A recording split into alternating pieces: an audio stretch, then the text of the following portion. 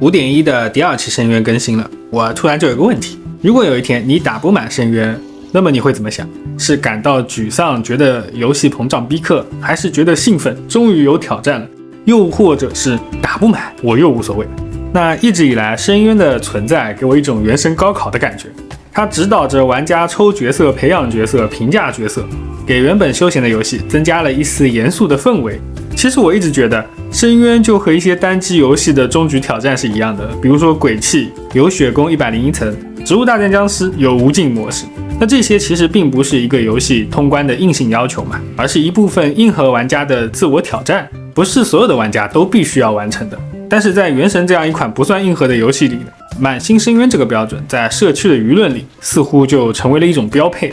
当然也可能是我信息茧房，聊到深渊和抽卡的时候都是强度项的玩家在发声嘛，像我这样又菜但是又喜欢聊战斗的玩家是少部分。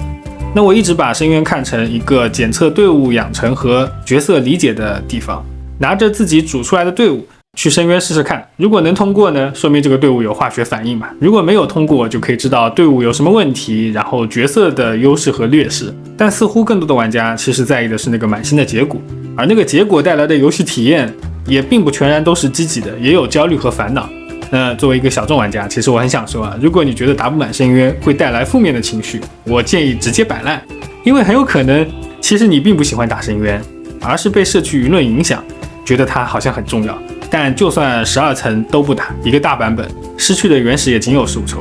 那也许你会觉得是因为我能打满，所以站着说话不腰疼，但其实也不是。在须弥的时候我就没打满过，但当时有人就说你深渊都打不满，你说个屁，所以后来枫丹我才打满了。但现在我明白，其实打不满或者打得满只是一种网络抬杠的话术，就像很多人追求深渊满星为的就是 PVP 的资格证。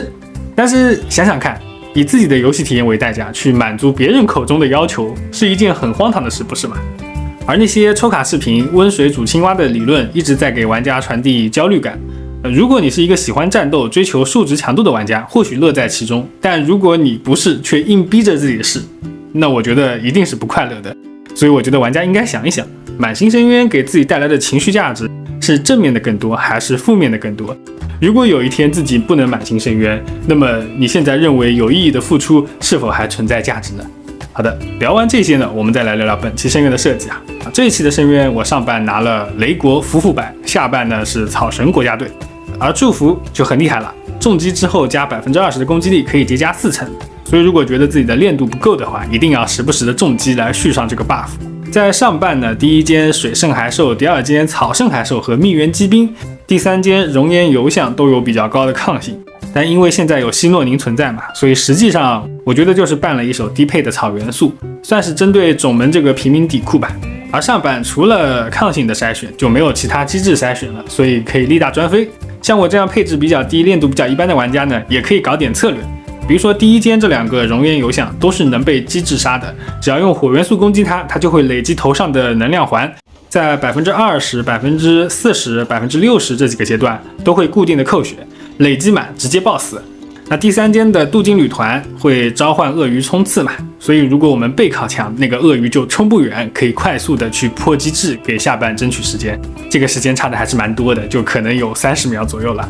那到了下半就相对会有一些机制的针对，能飞天的遗迹龙兽，然后水免的水星幻人，这样的配置呢，下路就不是水 C 的主场了。同时还需要一些能够快速破解飞天机制的队友，比如说弓箭手。那除非你是召唤物队伍，可以无视这些飞天。攻略的方式还是挺多的，就我个人来说，压力最大的还是最后一个水星幻人，毕竟血量有360万，我的种子队伍还是有点吃力。总之这期深渊呢，没有太多的机制针对，相信对大部分的玩家来说比上一期会简单不少。而不管是深渊 buff 的设置还是下半原模的安排，我感觉都非常利好恰斯卡。所以如果要抽恰斯卡，这期深渊留着养成之后打，难度会进一步的下降。好的，那么本期呢就到这里，我是提瓦特地理，我们下期再见。